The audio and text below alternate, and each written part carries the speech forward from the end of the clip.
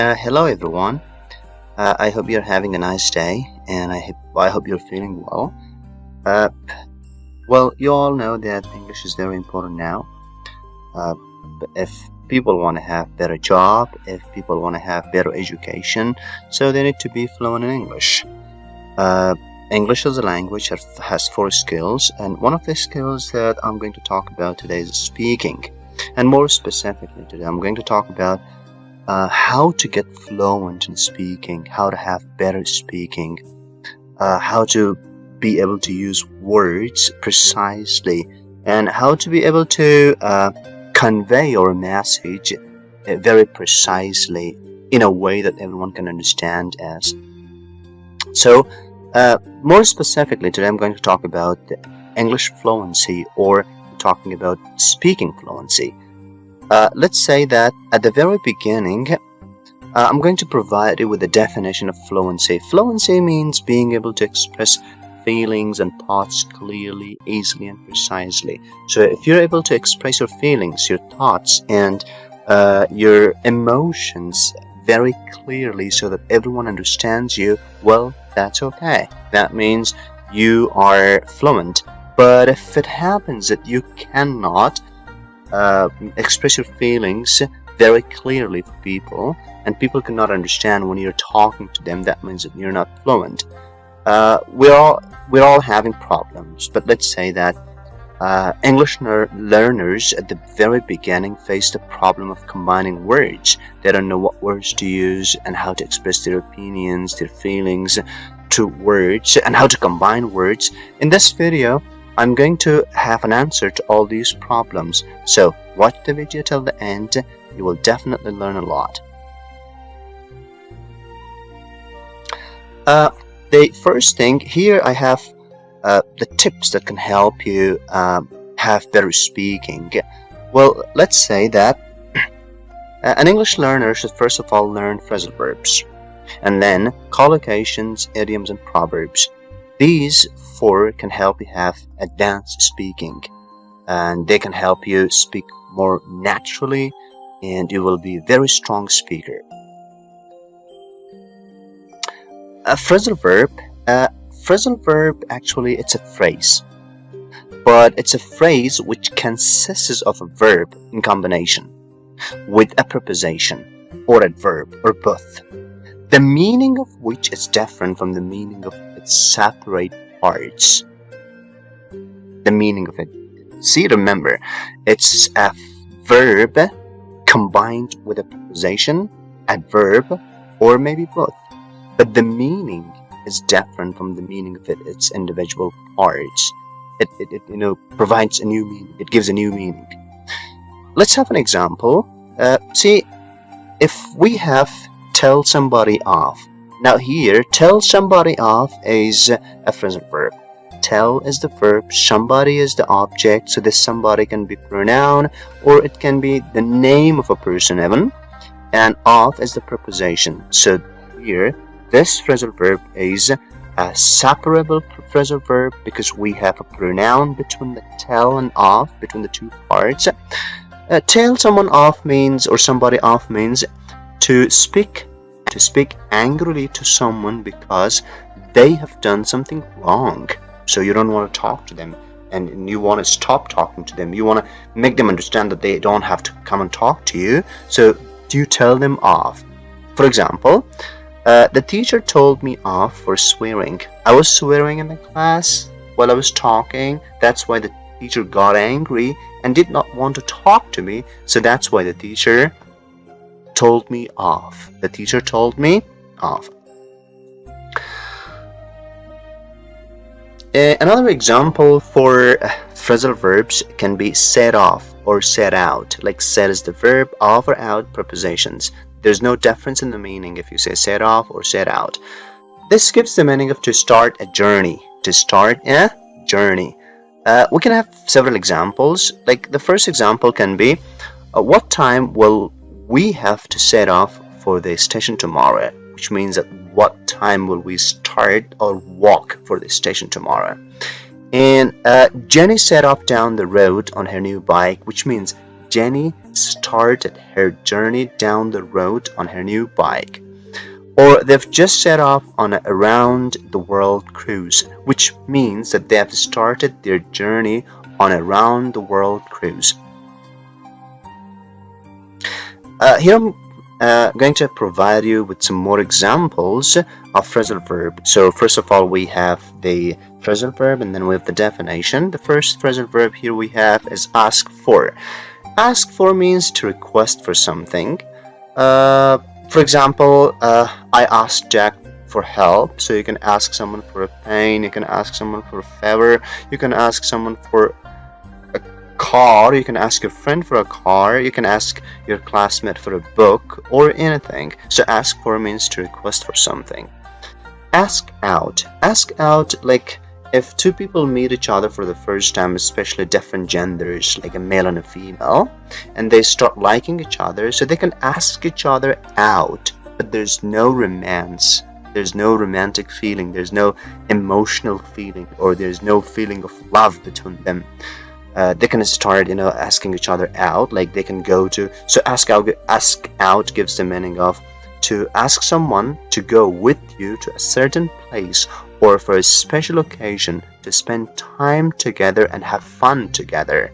That's ask out. But remember, ask out and date are different, because date means that a boy, especially a boy, asks a lady to go to a restaurant or to go to certain places with the boy, and there is a feeling of love growing between them. See, here for the date, we have a feeling of love. For ask out, there is no feeling of love. For example, Jack and Emily met each other at the party. Jack liked Emily and asked her out to the movies in the evening. So this is like ask out, like Jack asked Emily to go to the movies with him, and just they wanted to know each other more, but there's no feeling of love between them.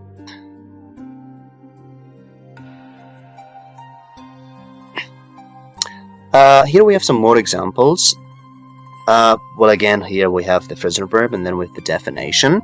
Back down, back off, and leaving. These are the phrasal verbs. Well, we have a lot of phrasal verbs.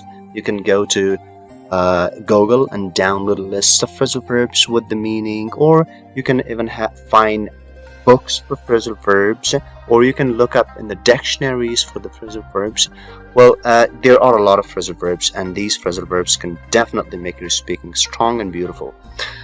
Now, we have the phrasal verb and then we have the definition. The first phrasal verb is back down. Back down means to withdraw your position in a fight, argument, plan, etc. Like to stop doing something. Ali backed down and they finally agreed to have the party next week. See, imagine that Ali and his friend wanted to have a party. His friend said that they had to have the party next week, but Ali was insisting that they had to have the party at the end of the month. His friend had very strong reasons. That's why Ali gave up. Ali stopped arguing. See, Ali withdraw his position and he accepted that they should have the party next week. Back off. This is a phrasal verb that you might have heard from people, or you might have heard in movies. Well, back off means not to get involved when you leave an emotional situation, or to allow someone to handle something alone. So not to get involved. Not to get involved. Samir saw his strong rival and backed off. Like he wanted to help his friend and wanted to support his friend because his friend was fighting with someone. When Samir saw the strong, the powerful and strong rival, then he backed off. He just stopped. He did not want to get involved. Believe in means to feel confident about something or someone, to have confidence in someone or something. Like I don't believe in ghosts, which means I don't have confidence in ghosts. Like this is something I don't believe. But let's say that I believe in God. I believe in myself. I believe in my abilities. I believe in my friend, my close friend. These all can be other examples. Now, I want you to go and find a list of phrasal verbs and start memorizing from today, because they can make your speaking beautiful and you can feel the difference within a week. Well, the next thing that can help you have better speaking, and you can very fluently and easily express your opinion, can be collocations.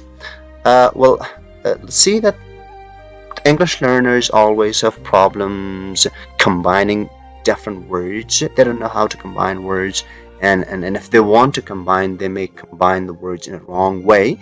So collocations can solve all these problems. Now, from today, I'm suggesting you not to only memorize individual words. Go and try to find collocations and start memorizing collocations, because collocations will help you sound more natural, your speaking will get stronger, and you will be a successful speaker while conveying your messages, or while talking to people. Your audience will simply and very easily understand you. Collocations are words that always go together. They're words that we can use them together. Like, they go together always. Collocations can happen with different words and verbs. Now, for example, we can have collocations with take a break, take a chance, take a look, take a rest, or break. For example, break a habit, break a leg, break a promise, break a record.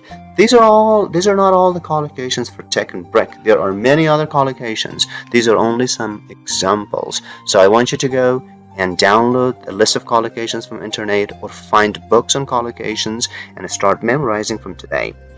Other examples for collocations can be with half, like half a bath, half a drink, have a good time, have a haircut, have a holiday, have a problem, have a relationship, have a race, have lunch, have sympathy. So these are, again, I'm saying that these are not all the collocations you're having for half. There are many other collocations for half. You can go and find the list, you can start memorizing.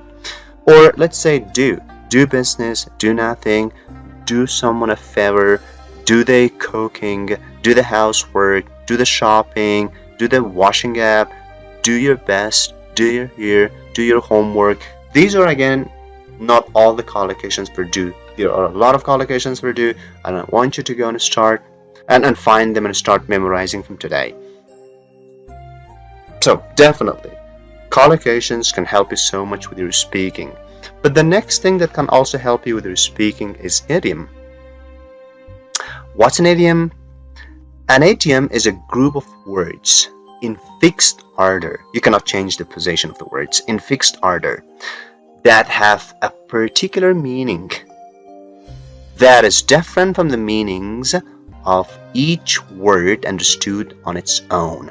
Like, the words of the idiom have different meanings, but when they are combined all together, they will have a meaning which will be different from the meaning of all individual words in the idiom. Examples for idioms. So here I have just a few examples. We have a list of idioms. There are books on idioms. You can go and find them. Or we have a lot of idioms on internet. You can go and find them and start memorizing them with their definitions. Like, we have the idiom and then the definition. A dime on a dozen. This is used to say that something is common. So instead of saying something is common, you can say it's a dime on a dozen. Beat around the bush. It happens like sometimes you're not able to say something directly. Maybe you're afraid, or maybe you feel uncomfortable. So this is when you are beating around the bush. You're saying something indirectly so that the person can understand you, but you're not able to say directly. This is called beat around the bush. For example, Jack wanted to get some money for a course. He wanted to get enrolled, and he needed something like $100. He couldn't ask his father directly, so he went to his father and he started beating around the bush. He did not directly ask his father to give him $100. he started beating around the bush so that his father could understand and finally could give him some money. Better late than never. Better late than never is another idiom. This idiom has a very interesting meaning. Imagine that you are invited to your friend's birthday party. It's late and you're driving very fast. Your brother is sitting next to you, and your brother says, "Hey, hey, hey, slow down, slow down." Remember the idiom that says, better late than never?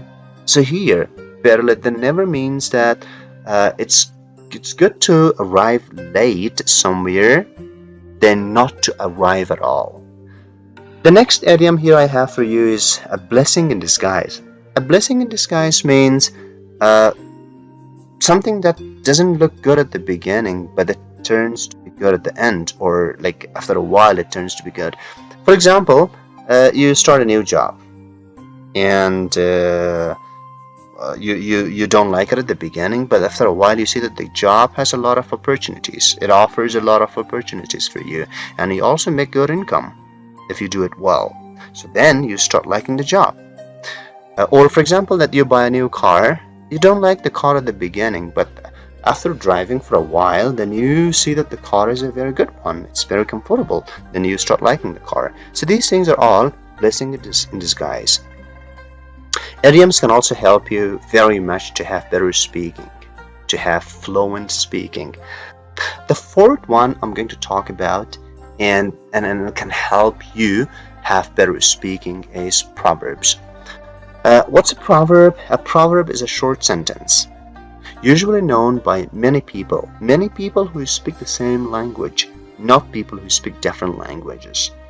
Like French can have its own proverbs, Spanish can have its own proverbs, Persian people can have their own proverbs. So like proverbs always differ based on languages. And the proverbs actually state something commonly experienced among the people, the group of people, or proverbs are also used for giving advice. But again, I'm saying that proverbs will differ from language to language. Each language can have its own specific proverbs. Here I have some examples. Well, let's say that these are not all the proverbs I'm having here. There are a lot of proverbs. There are books on proverbs, or you can go to Google and find a list of proverbs with the meaning, and you can start memorizing from learning them from today.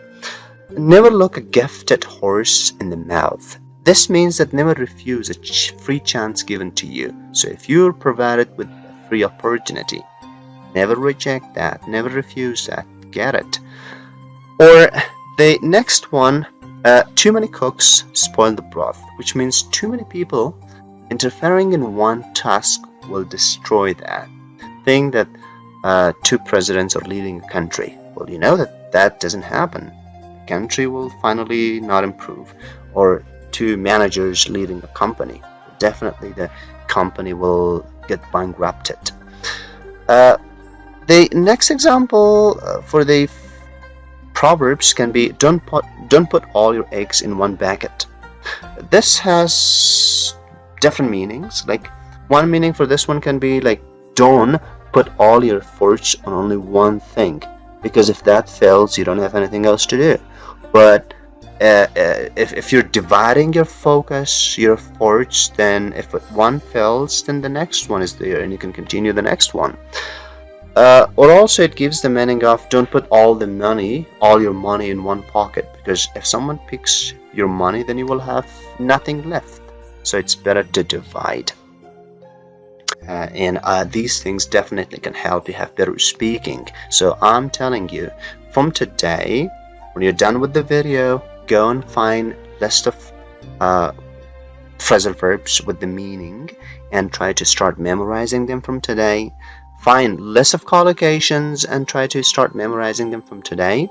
Find list of idioms and try to find lists of idioms and start memorizing them from today. And find a list of proverbs and try to start memorizing from today, because they can definitely help you have better speaking. You will not have a lot of pauses. You will not freeze out when you're speaking, and you will not be just looking for words in your mind and just struggling how to combine the words. Well, because you learn them through proverbs, phrasal verbs, idioms, and collocations. These things all can help you solve your word combination problem, your fluency problem. So that's why I'm telling you, find them from today, start memorizing if you want to have very effective communication with people. Thank you for watching the video, and if you want to get more videos, uh, press the bell icon to get notification for our future videos.